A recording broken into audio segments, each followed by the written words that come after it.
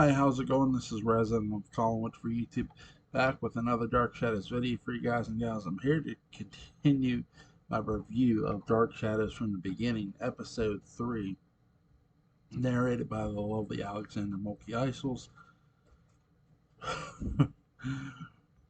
written by Art Wallace, directed by Leila Swift. There's some good stuff to get to in this episode. So, we get the narration by Alexandra. What I love what we get here is Roger Collins pulling up to a house in his car, gets out of the car, and starts pounding on the door. Open the door, you drunken bum. Every time I see this scene, I laugh because it's hysterically funny. I don't think it's intended to be that, but it's still funny as fuck. It is just hilarious to me. I love that scene. Open the door, you drunken bum. Um, we're gonna come to find out whose house he was knocking on here in this episode. By the way, there are some things we find out in this episode, um, which do raise further questions too. The answers, when you get answers in Dark Shadows, they're not always like, okay, some of them are definitive answers, but some of them are answers that lead to further questions. So, because the answer that you get isn't really matching what you might be thinking or you might have heard in a prior episode. It's not that their information is correct. It's just that the character might not know certain aspects of another character's information, because though these characters are fictional, they're playing off they're trying to play the actors are trying to play off real emotion and what they think they know with their characters. Which I love, by the way. I think that's something Dark Shadows never gets enough credit for. I hope I broke that down correctly. Um, eh, so in this episode, I talked about Roger Penn under. We see Alexander Mulkey Isles is writing a letter. Fun fact: uh, Victoria Winters is left-handed. She's writing a note, um, a letter to the founding home, left-handed. Fun fact. So there's a knock on her door. Uh, Victoria asks, "Who is it?" We hear Carolyn's voice say, a, a neighbor." Victoria opens her door, and in walks Carolyn. And Carolyn, let me welcome you to the house of Usher, and have a little laugh. It's very much a girls' conversation. Two people who don't know each other, which is cool. They're sort of making the introductions between the two characters.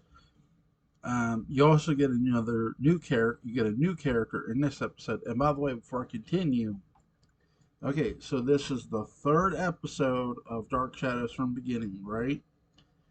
Yes, this is still the same goddamn night that Burke and Vicky have arrived.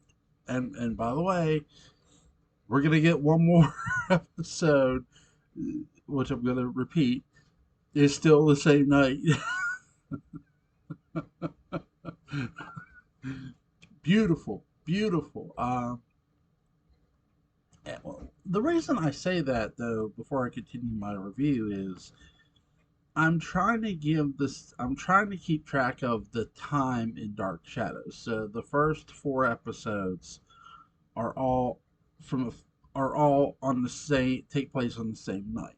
So episode 3, yes, episode 3, same night Vicky and Burke have come to Collinsport. Now, again, it's just it's so cool, right? So, or oh, um, so they have a conversation, and there's Carolyn and Vicky have an interesting conversation, and Carolyn says, "Well, I've lived here all my life. There's got to be some questions you have." And she goes, "Who's Burke Devlin?" That's what Vicky asked Carolyn, and Carolyn has no idea who that is. She never heard that name, and it's a name that her mother and uncle have kept from her. We also learned that Carolyn does not really want to be with Joe. She'd more rather be with somebody who's more like her uncle, which I don't still know what the hell to make of that. Oh no, in all honesty, I had a little fun there. I think what Carolyn is trying to say as a character, to give a little brief character retrospective in a sense, is she wants somebody as charming as her uncle, as dashing. Joe's a nice guy, but and he's handsome, but he's not charming. He's a fisherman. So, and Vicky says, "I didn't know you had a choice," and Carolyn says she don't. I think what Carolyn's trying to say is, in a town like Collinsport, she doesn't feel like she has that choice of type of man as charming as her uncle. That's something I sort of take away from it. If you disagree, please do. I'd love to hear from you guys. So I'm trying to think of what's next. So we see that. So we see that Joe Haskell has returned to the Blue Whale to talk to Burke Devlin, uh, and he says, "I still don't know why." Joe says, "I still don't know why I'm here," and Burke says, "Because I asked you to be here." And he says, "I just want to help you uh, get the girl of your dreams, get Carolyn." And Joe sits down, inquisitive of what Burke really wants. We then go to the coffee shop, and that's where Roger Collins is. Roger Collins has made his way to the coffee shop that's inside the same building as the hotel, the Collinsport Hotel. Roger asked Maggie Evans where her father, if her father's coming in tonight, or where her father might be. She says, uh, he also asked how he is. And she says loud and something else. She goes, I don't. She keeps telling Roger that she doesn't think Pop's coming in tonight. I think Maggie is pretty certain that Pop, her dad, is not coming in tonight. So we get an answer. The person's door Roger was knocking on was Sam Evans, or Sam and Maggie's house. Well, the Evans cottage, if you will. Um, he says to Maggie that he might have a buyer for one of his paintings. Um, but he also tells Maggie that it is important he talk to her father. Roger keeps looking again for Sam. That's why Maggie says, "I really don't think he's coming here tonight." We also meet Bill Malloy here too, and Bill Malloy tells Roger Collins that, "Have you heard who's back, Burke Devlin?" And he's like, "That this is where Burke was born and raised." Roger says, "Burke," and you also know that Burke has been away for 10 years. What Roger's saying is Burke was supposed to spend 10 years in prison, but according to Roger, he's spent 10 years away. This is what I mean by a character not really knowing what's going on with another character. It's not a plot error. It's just, hey, Roger doesn't have all the facts of why Burke's back. He just knows that he spent 10 years away from Collinsport. He doesn't know that Burke got on good behavior, which I like. I like. This is what I mean by a character should not know all. There should be some sort of gullibility, or what's the word I'm looking for? Um, where a character can make a mistake because it makes them more human to an audience. And I love this with DS here. This is very, very smart by the writers and producers. Um, Beautiful, beautiful job. I love it. And obviously, I love the cell job by Lewis Edmonds. We also, again, it's also confirmation about Burke too. He also says about Burke being a convict. So we do learn some things in this episode. Burke was in jail. He's an ex-con. He's been away, according to Roger, for 10 years. So there's that. But he only spent, what we do know, we hear the word, we hear 5, I think we heard earlier in one of the episodes, 5 years from Burke. He's only spent 5 years in prison. So he got out for good behavior. So we're going to learn in another, which we're going to learn in a later episode. But you could, again, we've already deducted that though too. But I like that Dark Shadows is good, really, really great at rehashing, and they don't always show a flashback when they do it.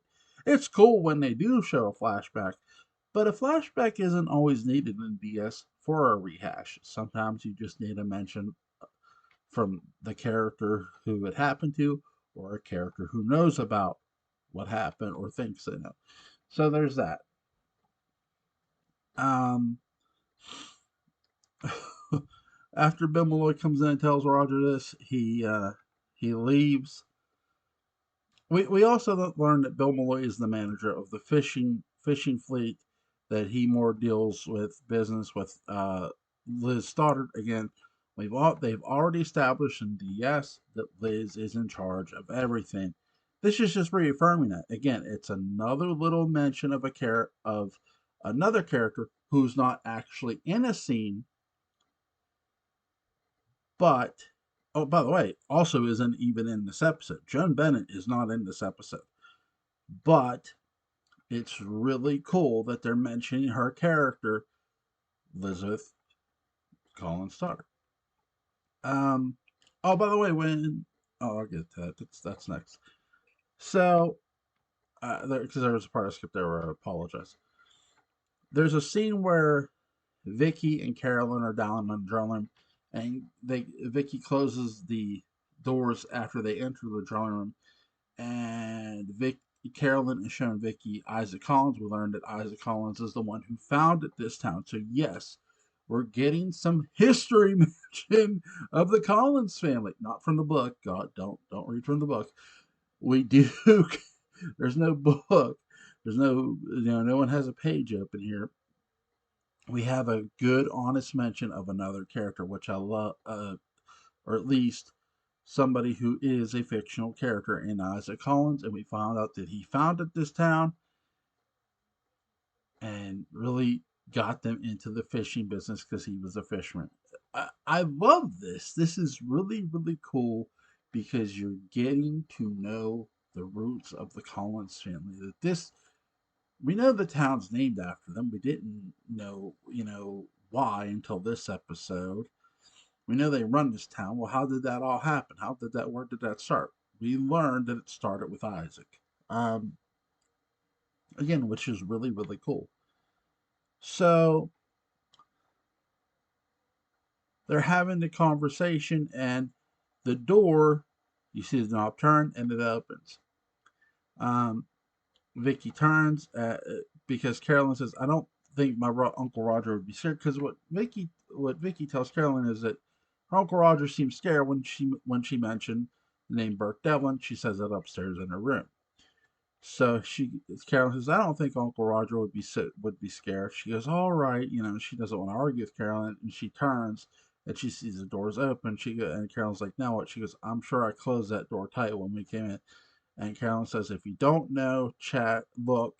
She looks, there's nobody there. She closes the door back. Carolyn closes the drawing room door back. And if you're sort of standing in the drawing room, this would be on your right side. But if you were entering the drawing room, it would be the left side door. I'm not trying to confuse anybody with that. I promise. I'm just having a little fun adding the little tidbits in for the episode that I think are really fun. So let me see. Again, I like the fact that before I continue, we get a character introduction of Bill Malloy. I also love Joel Carruthers, Joe Haskell, his character in this, because who is Joe Haskell? That's a question you can ask, but it gets answered in this episode. Joe is a loyal, hardworking young man and will not stab somebody in the back. And you love him for it. And this episode proves it when he flat out turns Burke down. Uh, Burke knows the exact money Joe needs. He quotes the price, um, which is just crazy. It lets you know that Joe says, "What do you do? Hire private investigators?" And yeah, that's a yes. Burke doesn't say yes. He just continues on. Um, but Joe turns him down. In that process, we heard the Blue Whale door open, and it's Bill Malloy.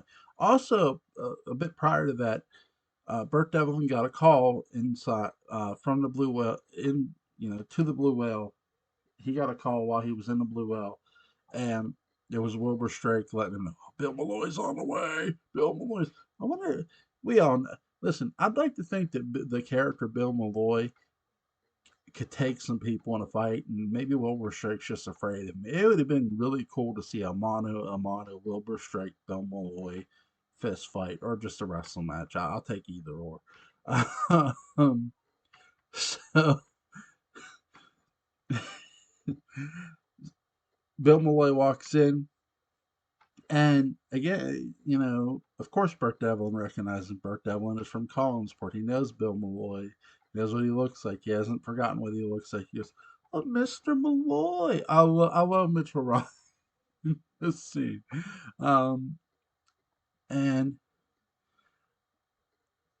Bill Malloy, going home, Joe. I'll go on home, son. I'll see you in the morning. And I love what Burt Devlin, he goes, "That's your boss, Joe. You better do what he says." He Joe gets up.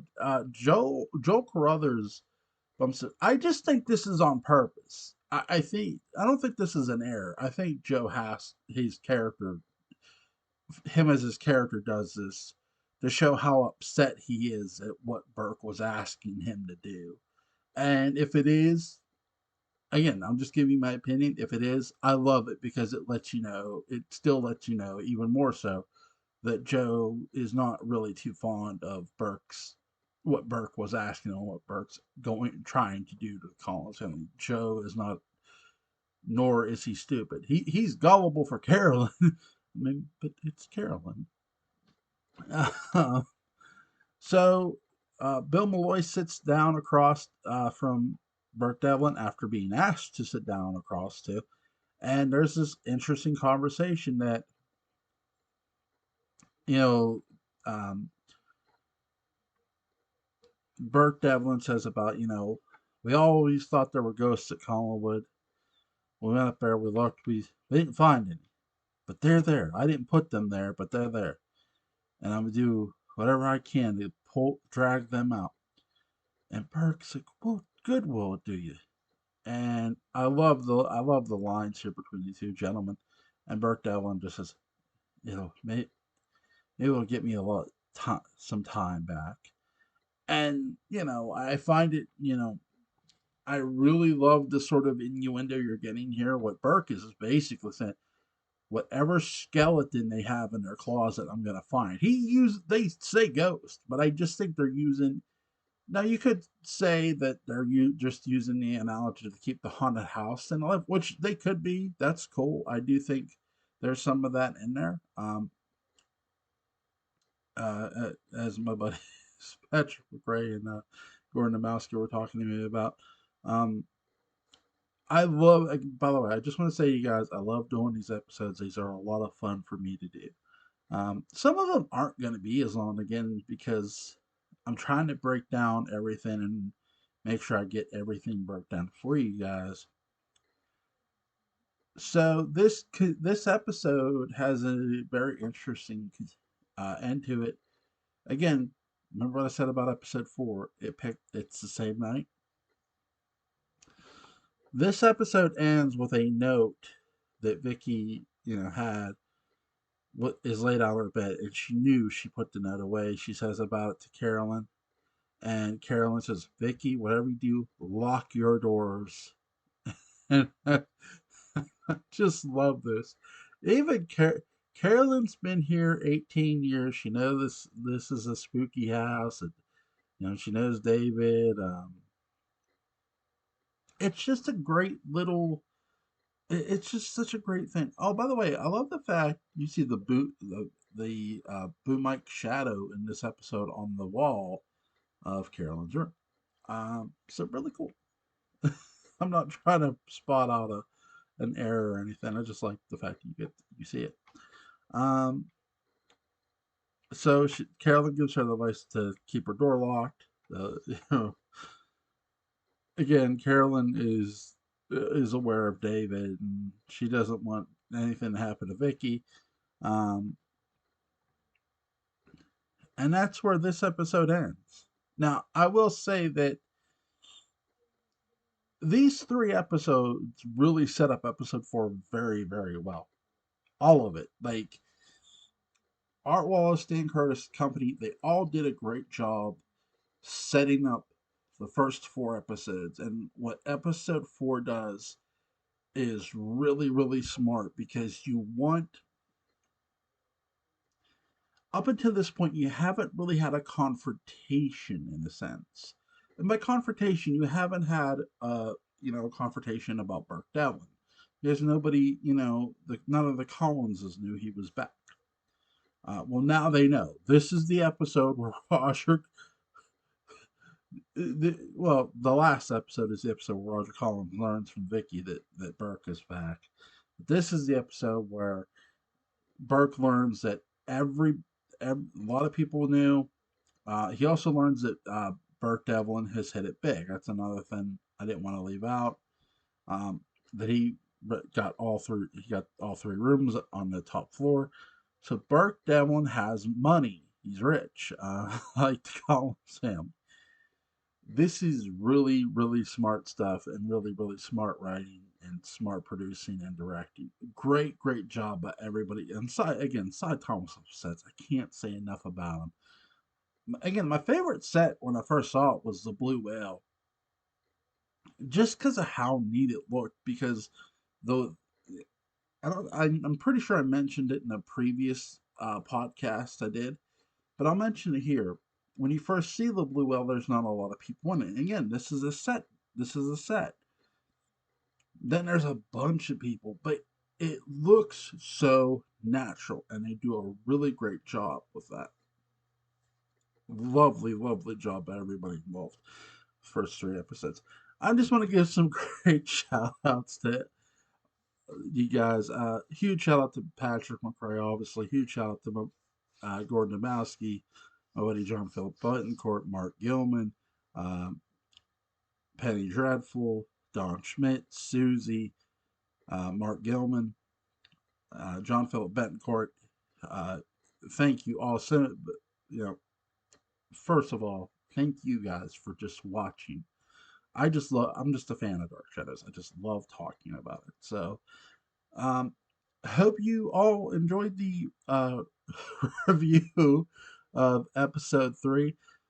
Episode four is really going to be really interesting. I've already watched it. I'll probably review it sometime before the afternoon. So, you guys have a good night and take care.